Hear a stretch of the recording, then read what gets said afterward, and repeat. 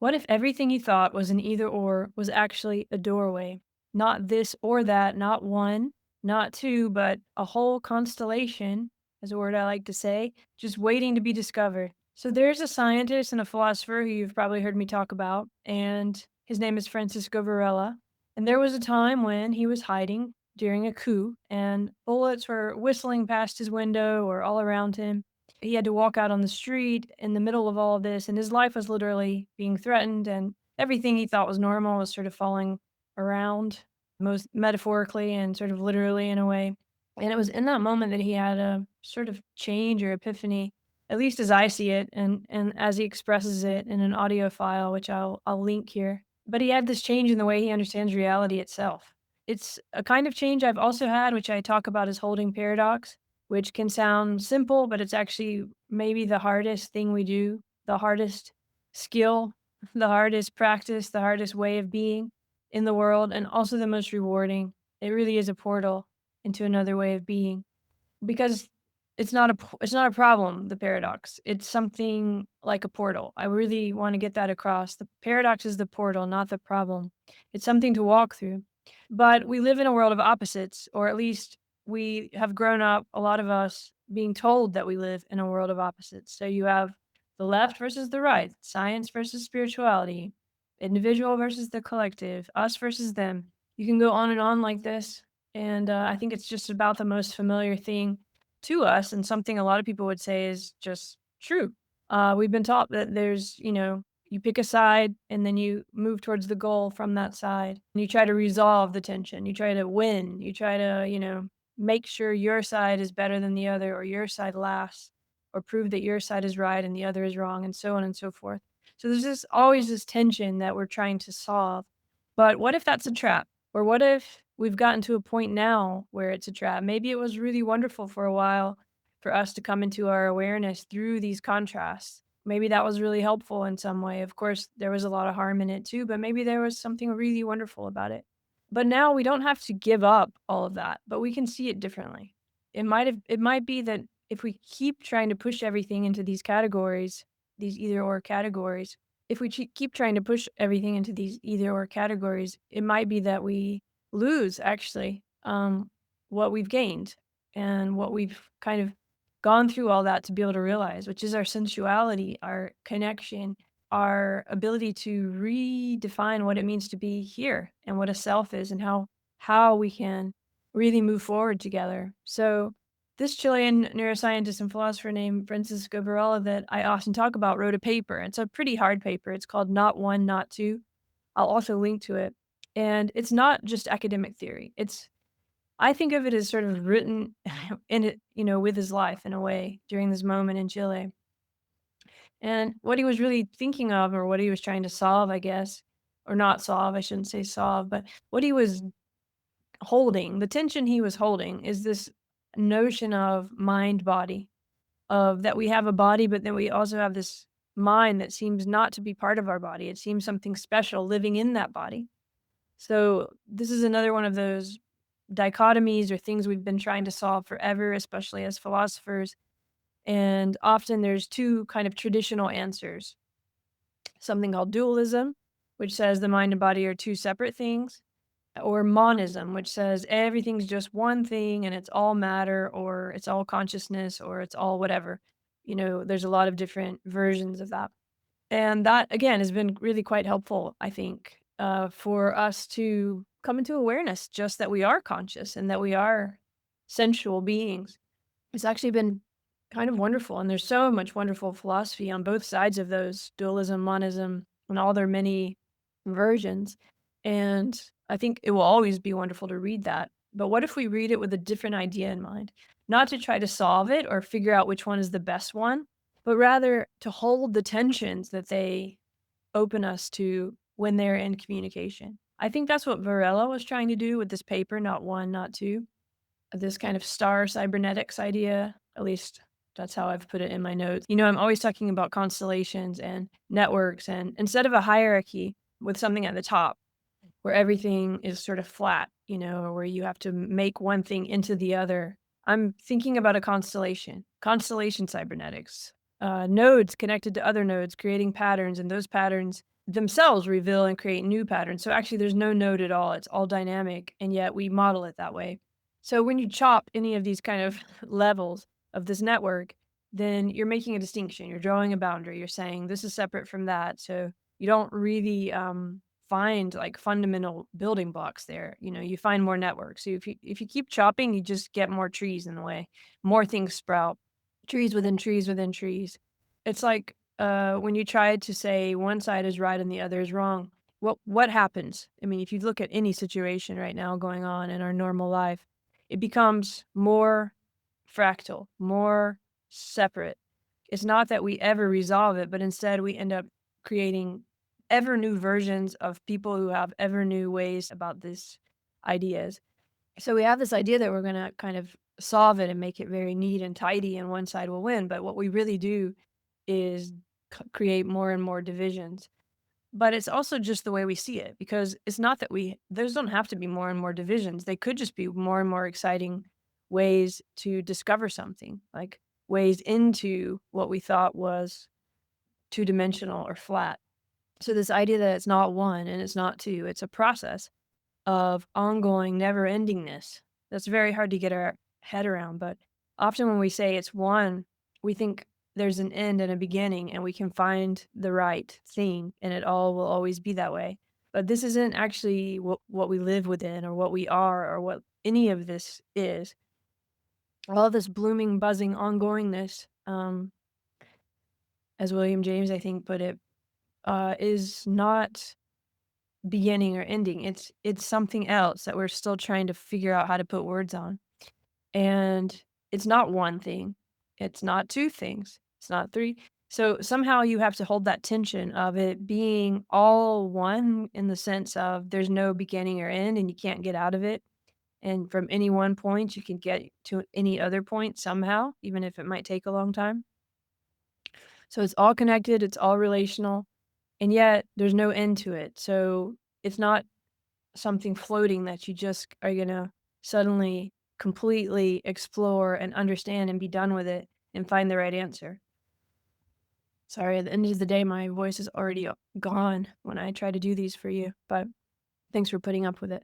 Yeah, so what was I saying? So instead of that mindset where we try to solve one thing into the other, or we look for what's the right thing and then we're just going to freeze it, we understand all of this is always changing. Everything we do changes it. And that means that like we're never going to get to the end of it. It's never one thing. It's always one thing and two things, and not one and not two. That's holding the paradox. It's not trying to solve this, and it's not saying that sometimes thinking of everything at one as one isn't important. Actually, it's really important to think that way, of wholeness, right? That's another kind of beautiful word that maybe doesn't necessarily have to have a beginning or end. And at the same time, differentiation, difference, all of that's in there too. It's also all that, and it's also all changing. So we're not trying to decide between these as we would do with dualism and monism, for example, or so many other debates that we have.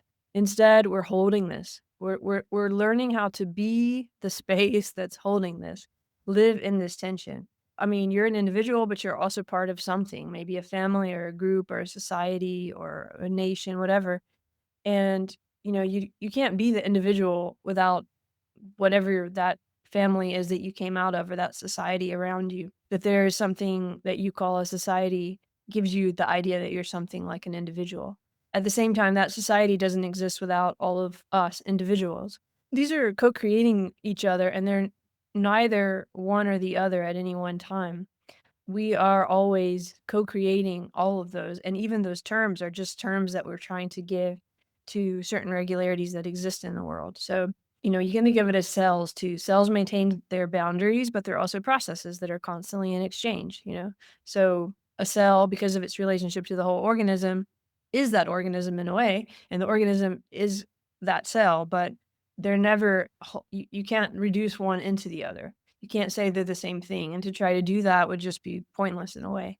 They exist because of each other, but we could also think of it in a completely different way. If we wanted to think about what society is, for example, relative to a cell, then we would be looking at it a different way. So the point is, like, we're making these ways to look at it, we're thinking through it, but what Varela called the logic of dualities, where we think every pole in a duality, every opposite contains and requires some kind of complement. This isn't to be resolved. It's not one thing. It's to be understood through its patterns of interaction, which, as we understand them, change. So that's holding this tension, right? Of everything is not one and not two. That's different than saying everything is one and everything is two, because then you've kind of set things, you've let the tension be resolved. But this is about holding the tension of all of these things, these dancers of mind and body, self and other, chaos and order, even, what you might think of as something that's your enemy. It's actually a dance, an ongoing conversation. And when you hold that tension and that space, you can start to dance it or dance as it. And there's a kind of agency there of moving it in a direction that might be healthier or more communicative, more sensual, more loving, or more in touch with that, what that is, which I think of as love. But Varela didn't come to this insight just like sitting around thinking about it. I mean, he was actually, at the time, he sort of had this epiphany, um, which I call not one, not two epiphany, but I don't know if he would have said it was an epiphany, but he does talk about it in that way in some of his lectures. So, but in a really personal one, I think the only one that he ever really talks about it personally, he talks about hiding in a room, listening to machine gun fire, like wondering if the next bullet would have his name on it. And that was in 1970 in Chile, kind of between the mountains and seas in this country that's so poetic and sophisticated. 500,000 people were sort of pouring into the streets and jumping around for 2 hours straight, and, it was this tremendous notion of hope for Varela. Everything felt possible, but then over the years, all of that turned into what seemed like its opposite, because the country split in 2, like, literally. I mean, this idea of opposites was so um, present for him. He talks about going to the newsstand and, one paper would say it's raining and the other paper would say it's not raining. And you just couldn't, it was just word against word that you just can't agree on anything. It's, not even the time of the day, not even the color of the sky, because the whole point is that you're supposed to have your oppositional view. And this polarity of right versus wrong became like a defining factor of individual lives. And boundaries and territories and all of that sort of became very rigid and hard. And it was a time of confusion. It always is. Anytime things seem polarized, it's actually a sign of really deep confusion, of people in a lot of pain, of people going to extremes because they can't sit alone in a room. We all can understand this, and I think we can see it in different ways throughout history. So September 11th, 1973, 6:30 in the morning, as Varela says, he was taking his daughter to nursery school, and the radio kept saying it's raining, and he was like, "Why is it saying it's raining? Because it's not raining. It wasn't raining." And he was like, "These guys are crazy," or whatever. And as he was putting his daughter into the car, his neighbor comes running across the street, and she says, "Don't you know the coup has begun?" So actually, this whole thing that it's raining was like a sign that when they heard it on the radio, they were supposed to know, oh, some kind of like the coup had begun. But, half the radio stations had been taken by the army, and so they were broadcasting this. It was just a sign that it was gonna be dangerous, and Varela kind of put his family in safety, and then he had to go meet his colleagues at the university, and they were supposed to sort of wait there for instructions, and by 10:30, all the radio stations were taken over, and there were tanks rolling down the streets and military planes flying overhead. We're all sitting where we're supposed to be, waiting for the instructions to do whatever can be done, that no instructions come. We all sit there with the same sense of impending doom, not believing that this is happening. The war is still an abstract thought. Still, there's something that is not really happening. We've never had a war in Chile before. I've never seen a war. Nobody has ever seen an army on the streets before. Nobody have ever seen the police be anything except, very nice, polite people. So there is no frame of reference. This is abstract. So it's 10:30 in the morning, and most of the radio stations, except the one, are already taken by the army, and I begin to see tanks rolling down the street, and I begin to see wagons loaded with soldiers running down the street, and we begin to see the airplanes, the war airplanes, flying over the city, and you begin to recognize that funny sound of the submachine gun, still distant from where I am. And it is 11 o'clock in the morning, and we know that every faction in the army has turned against the government, or those who haven't have been isolated, that the president has decided not to surrender and to stay in the presidential palace, and they give him an ultimatum before bombing it. So we know that there is no way back, that this is no game. The bullets are already swinging over your head, so that you know that the war isn't abstract. It has a very concrete sound to it, which is that funny whistle of a bullet that you can't locate except after it's gone. And still, we don't have any instruction. So the local leader decides that we have to distribute in different places and hide out until we receive instructions. So I go with 4 other friends to the place in which we're going to hide out and wait until the moment to do something comes. And we must walk 20 blocks from where we are to where we ought to go. And as I walk out,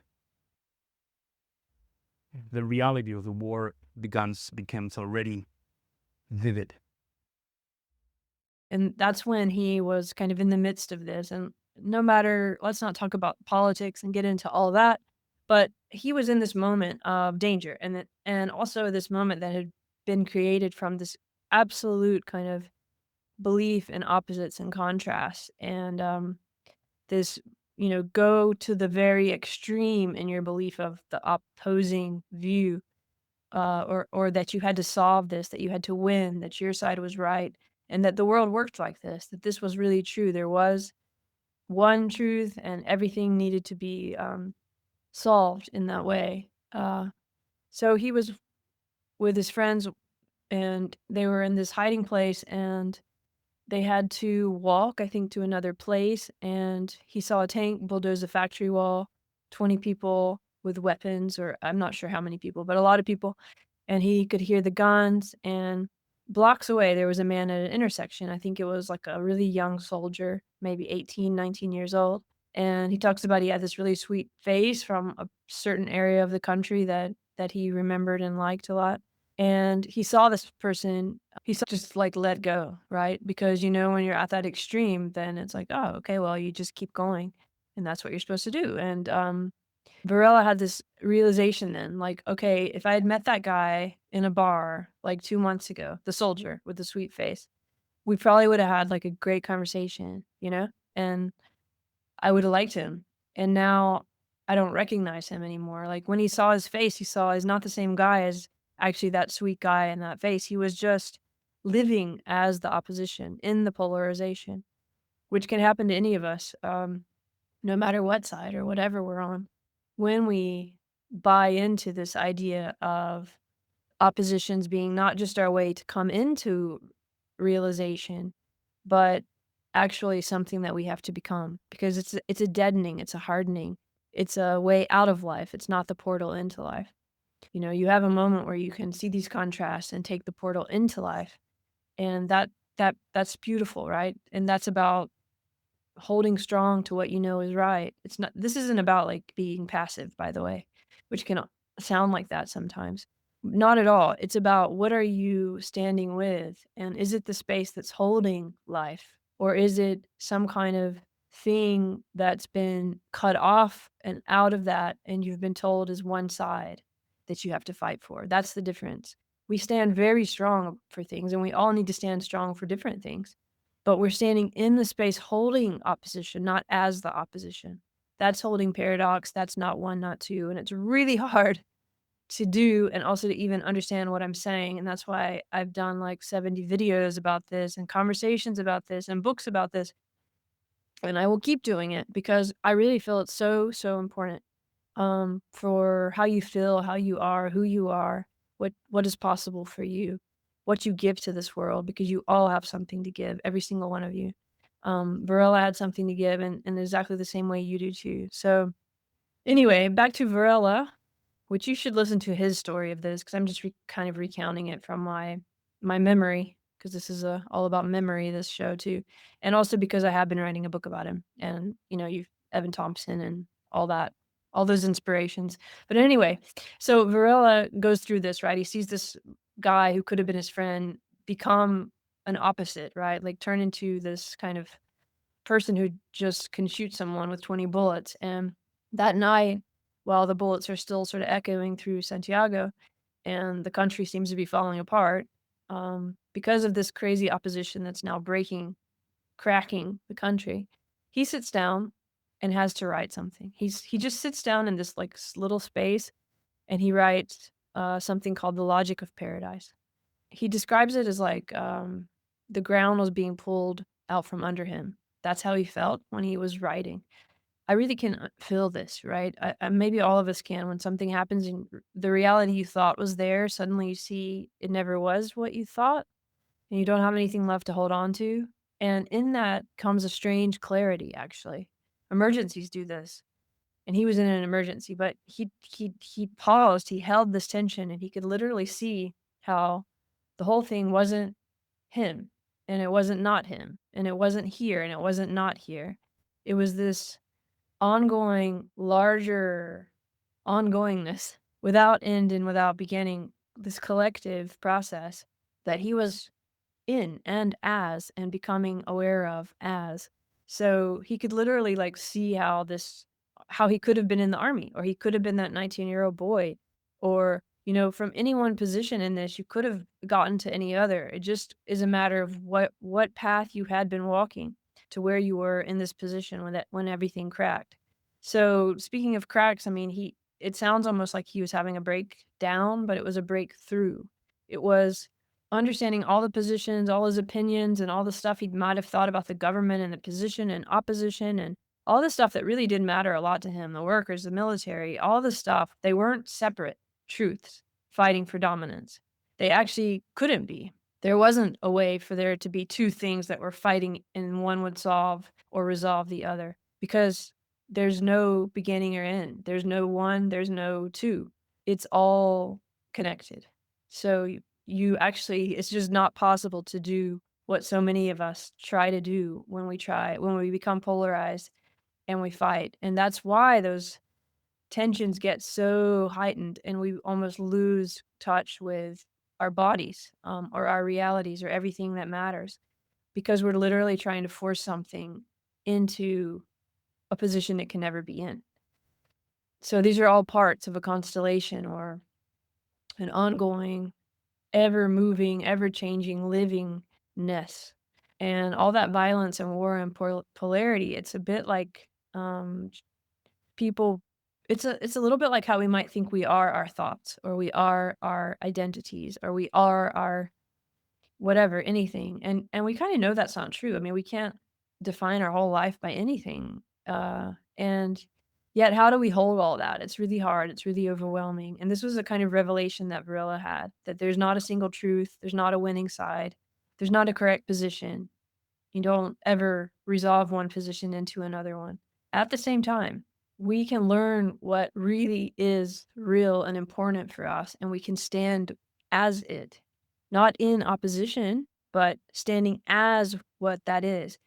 And this is the way that that actually becomes more of itself and actually gives and grows and lives. It's not by fighting something it thinks is its opposite. So that's a really big thing to say, I realize. It's not that both sides are right. That's not the message here. It's not moral relativism. It's not also that we're passive and we don't fight for anything. That is not what I'm saying, and that is not the epiphany that he had. It's that in holding the tension, you become finally, actually strong enough and to be and stand for what you know is real. And doing that, you are differentiated from others, but you're not in opposition to them. And it's not just one, two sides. It's a multiplicity. It's a whole amazing, miraculously wonderful exploration just opening up for you there. And a dance, right? Yeah, I think maybe that's enough of this for today, but I do want to talk about love because I really think that that's the realization and the feeling, it's the word we use for it at least, of that what comes when you're able to hold that tension and the tension leaves. You are the tension and therefore you don't feel it anymore. That's what's holding the constellation, the love. And you realize even the constellation is a million other constellations, but it's all in this movement of love. And it's not sentimental. It's not like, oh, everything's great, everything's fine, nobody's getting hurt. And of course not. It's it's a recognition of yourself as worthy and of others as worthy. And it's a different you don't wanna destroy in that place. You don't wanna tear everything up because you're excited, you're motivated that it can all change. Like, it's this amazing kaleidoscopic movement that by being in that love and feeling it, you become a way for it to change, and you experience that, and it's better than any drug trip. It's better than any, wonderful movie or incredible book. All that is really important in giving us a taste of it, but living it is actually what we're all trying to learn how to do and become strong enough to do. So I know you might be thinking, "Oh, how beautiful, Andrea," but, what about real problems? Like, all these real problems that we have. I could list 100 of them. Yes, I understand, and, I understand why people think they have to find an answer and fight for it and all of that. But when you think in terms of not 1 and not 2, I really mean it, and I've experienced it.